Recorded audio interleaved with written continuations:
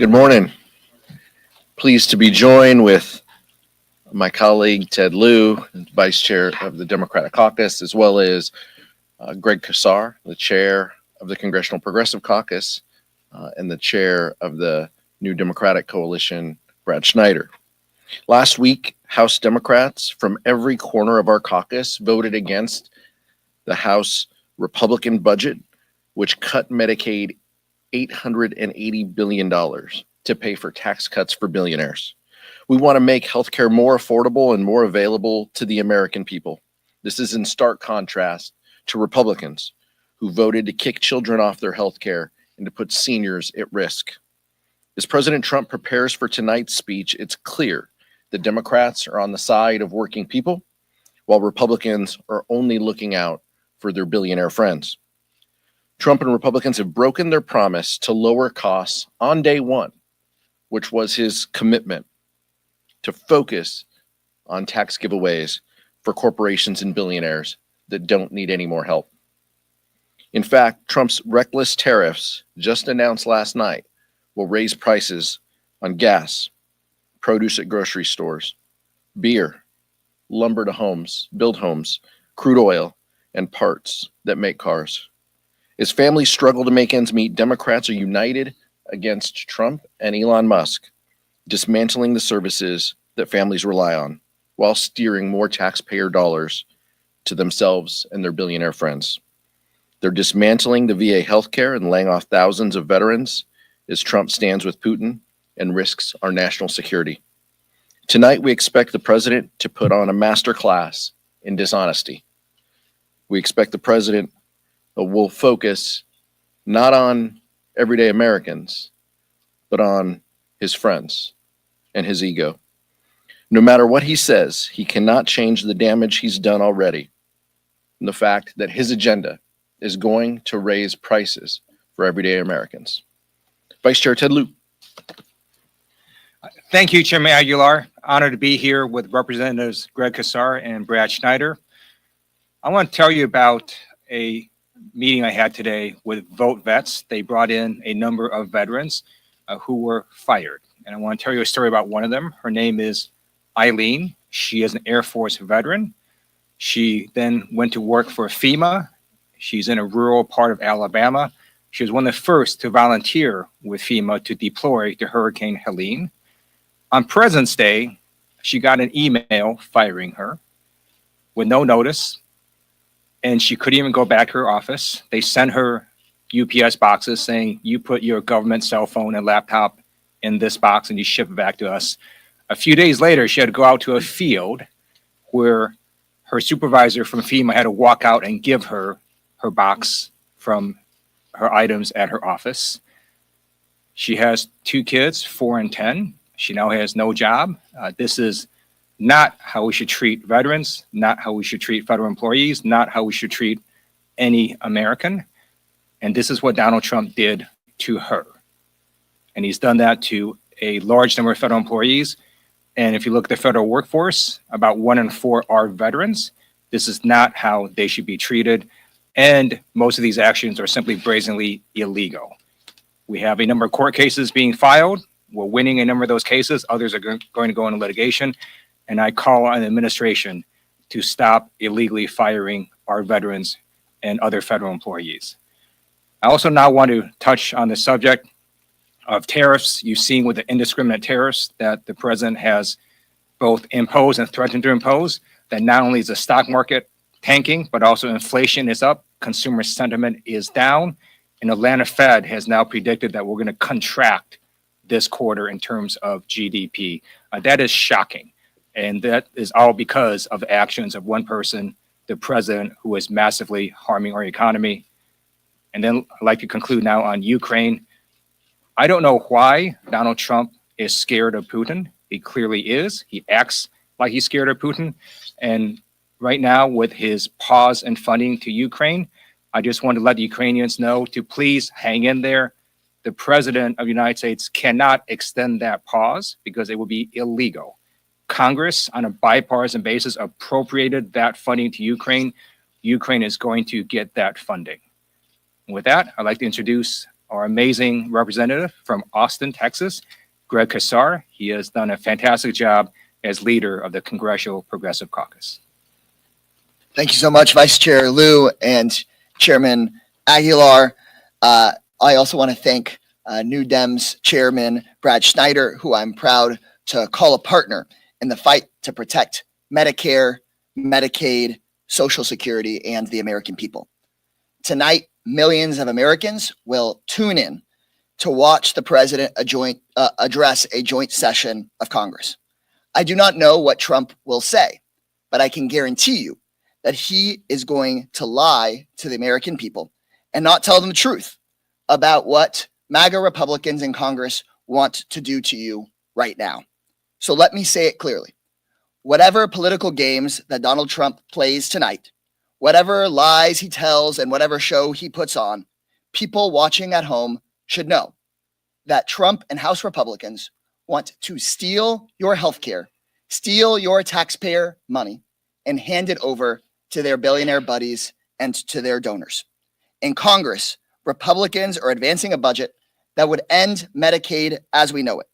And Elon Musk is trying to cut your Medicare and your Social Security. Social Security that seniors earned throughout their lifetime is what Elon Musk just recently called a quote unquote Ponzi scheme. I'll say it again. Elon Musk just called Social Security, quote, the biggest Ponzi scheme of all time, end quote. That's right.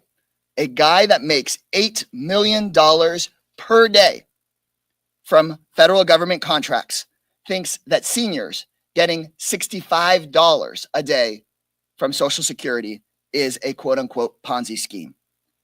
Their plan is plain and simple. Guys like Elon Musk get richer and you get screwed. But here's the good news.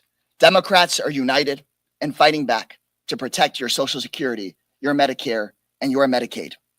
New Democrats, Congressional Progressive Caucus Democrats, the two biggest ideological caucuses here in the Congress, have put out a joint letter that includes 100% of our members from our two coalitions saying we will not vote to cut your Medicare, your Medicaid, and your Social Security.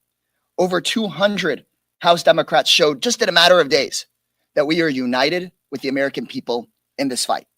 So while we may not all agree on every single issue, we are saying with one voice, hands off Medicare, hands off Medicaid, and hands off of Americans' Social Security. So now the question becomes, will any three House Republicans grow a background? Will any three House Republicans do the right thing and act like U.S. representatives instead of like Trump employees and join us? Because if three congressional House Republicans join together with Democrats to do the right thing, there will be no Social Security cuts. We can prevent cuts to Medicaid and Medicare and to Social Security. But if House Republicans choose instead unanimously to come after Social Security and Medicaid and Medicare, then they will own the terrible consequences for working people. Thank you so much. And now I'd like to hand this over to my partner, the chairman of the New Democratic Coalition, Brad Schneider. Thank you, Chair Casar, Chairman Aguilar, Vice Chair Lieu. It's good to be standing here with you as in one common voice. Before I read my prepared remarks and talk about our joint letter, I want to touch on what Vice Chair Lieu talked about veterans. I have the privilege of representing Naval Station Great Lakes in North Chicago, Illinois. Every single sailor, recruit who enlists in the Navy shows up in North Chicago for 10 weeks of basic training. I've had the privilege of attending those graduations. I see those 17, 18, 19-year-old young people, men and women, who say, I want to serve my country. I want to put on the uniform of the United States, go to places I do not know, do things I have no idea if I'll be able to do to protect the American people and the American way of life. Many of those people serve 2 years, 4 years, many serve 20 years or more. All of them committed and dedicated to bettering our country. And many of them, when they finish their service, are not done serving our country. And they go to work with the federal government. They're dedicated federal workers who are serving their nation in their local communities, many here in Washington. They're the people who work at Social Security, the forest rangers in our national parks, the folks who provide care at VA hospitals. And they are the ones who are getting the letters from Elon Musk and Doge in the middle of the night saying your service is no longer desired and we no longer value your performance. This is wrong, and this is weakening our country. And this is why we are standing before you united to saying it has to stop. I'm very proud that the CPC, Congressional Progressive Caucus, the New Democrat Coalition, others have come together. We've made a very strong statement. I'm proud to lead the 110 members of the New Democrat Coalition in joining in that statement, saying we cannot allow dangerous cuts to programs that Americans have actually paid for out of their hard-earned dollars. Medicare, Medicaid, Social Security. The headline is and should be House Democrats are united, in deep contrast to what we're seeing from our Republican colleagues. While the Democrats are focused on lowering costs, Republicans are pushing a budget that will result in cuts to health care and benefits that have been earned by hardworking Americans. While Democrats are focused on making our communities safe, Musk and Doge are firing thousands of employees who help keep planes in the sky, prevent diseases like bird flu and measles from spreading, and serve our veterans after they complete their service to our nation. Democrats are working tirelessly to bring down prices of everyday products, while President Trump just today levied 25% taxes on the American consumer that will raise costs for groceries, for cars and trucks, gasoline, new construction for houses, and many other everyday products. Meanwhile, President Trump and congressional Republicans are doing everything they can to give a free ride to oligarchs like Elon Musk and his wealthy billionaire friends. And they're putting the burden for all of this on our seniors, our children, our first responders, on people who educate our children, build our houses, work on the factory floor, who take care of our communities and tend to us when we are sick. It is these hardworking people who are on the crosshairs of the Republicans' actions. One of these people is my guest tonight. Adam Mulvey is a 20-year Army veteran who served 3 tours in Afghanistan, in Iraq, and 1 in Afghanistan. He's one of 6,000 of these veterans we talked about who was fired between February 13th and 24th. He worked at Lovell Federal Health Care Center. James A. Lovell Center is the only hospital in our country that serves both veterans and active military and every one of those recruits I just mentioned. His job was to help provide emergency management services, planning and preparing in the case of a tornado or another emergency or even an active shooter.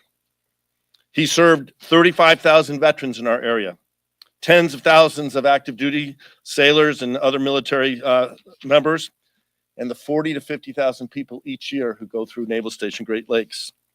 We all believe government should be efficient, but Trump and Musk are taking a sledgehammer to Americans' lives and our livelihoods. And I am proud to stand with all of my colleagues here today saying it has to stop. Thank you, and I am proud to yield back to Chairman Aguilar. Thank you, Brad. Take some questions. Nick? Republicans are teeing up a year long, or through the end of the fiscal year, continuing resolution that could come as soon as this weekend. Is this something that Democrats would support? Well, let's be very clear about kind of the facts, but also about kind of where this process is. Democrats do not have the ability to shut down government. Republicans have the votes. They demonstrated that last week when they went after health care and Medicaid for American families. They have the votes. They have the responsibility to govern. But let's talk about the process. Rosa DeLauro has submitted an offer to Republicans. They walked away. Speaker Johnson has said that he wants the CR to be bipartisan. There has been no outreach from the administration or the speaker to Leader Jeffries. So that's where things stand. Republicans have walked away and Republicans have the votes.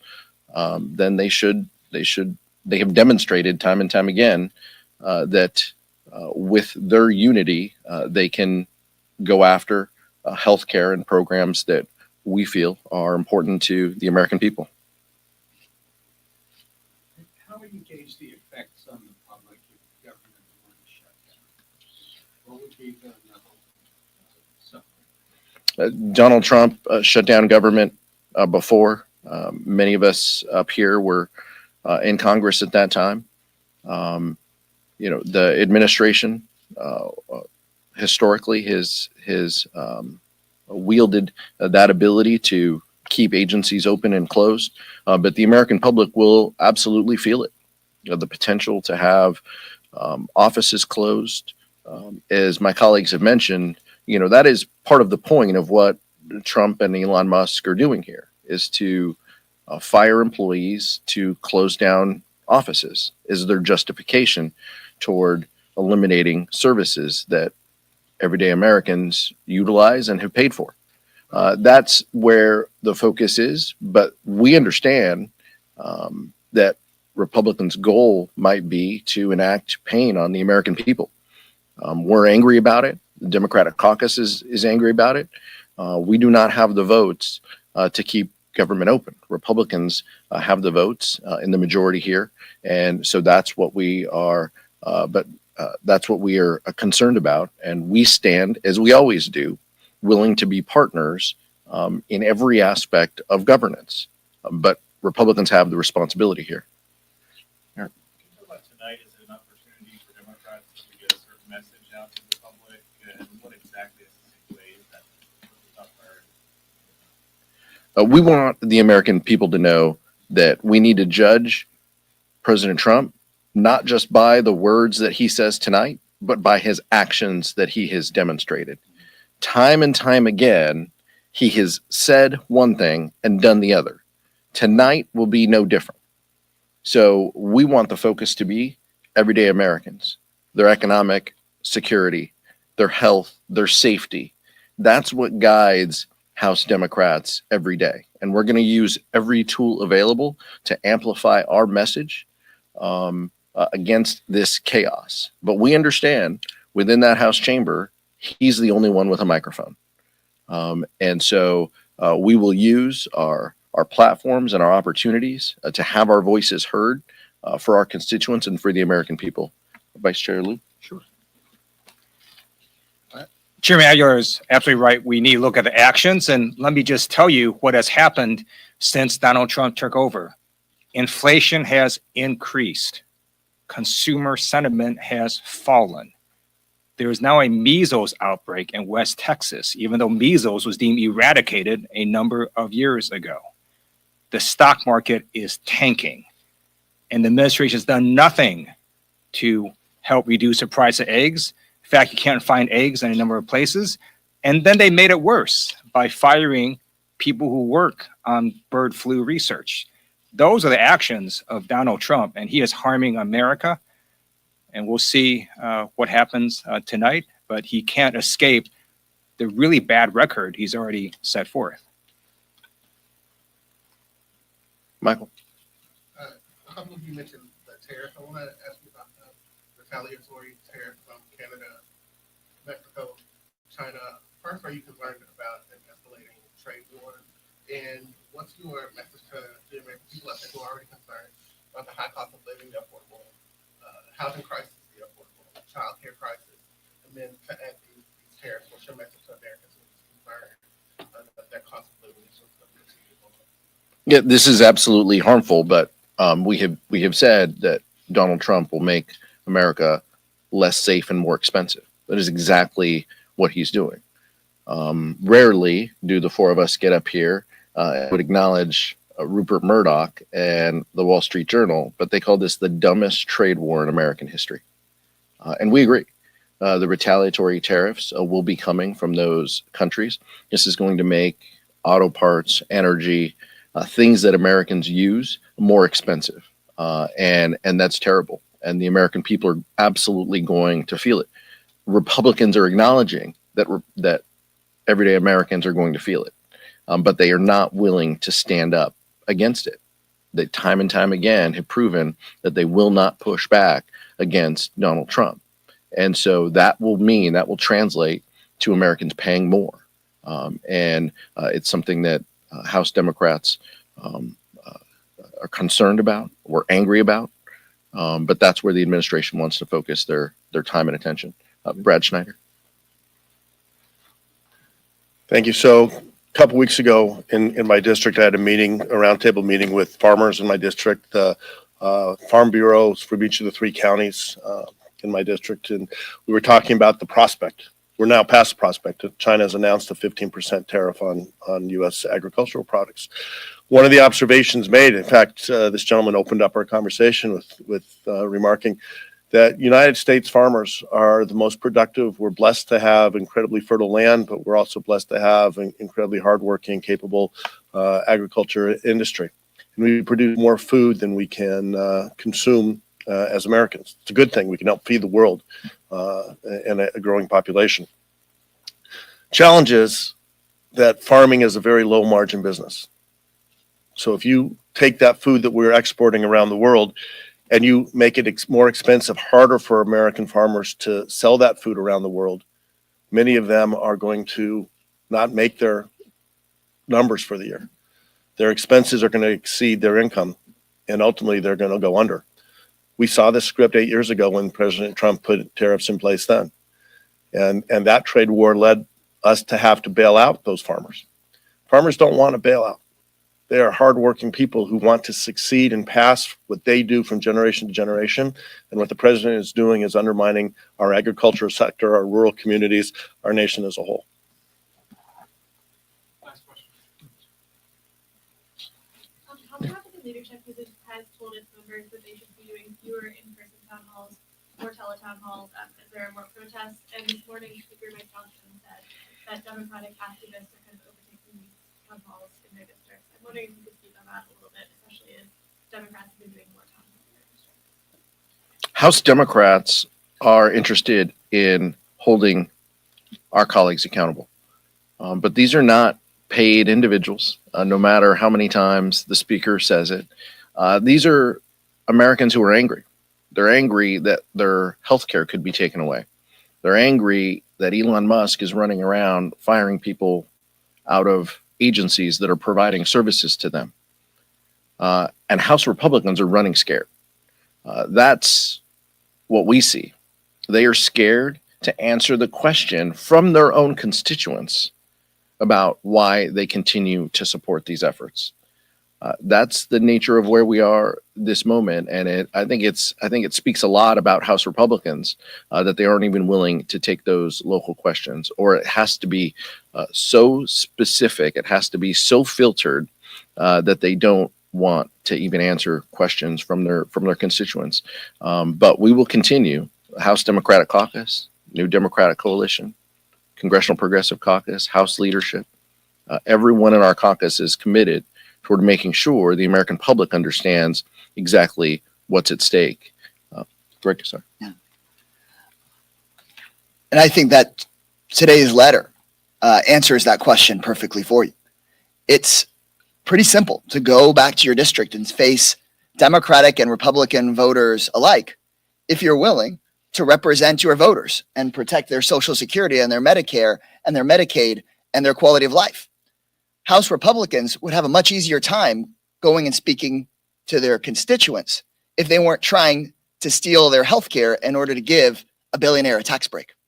So right now, I think many House Republicans have to make a choice about whether they want to fulfill their job title as representative, where they can have a town hall and actually speak honestly to their constituents, or whether they want to change their job title to Elon Musk employee. And I think that's very hard to host a town hall if who you're working for is Elon Musk instead of your constituents. Vice Chair Lieu to close. In 2017 and 2018, House Republicans ran away from the voters and didn't do any town halls. How did that work out for them? Thank you so much. Thanks, sir. Have a good day.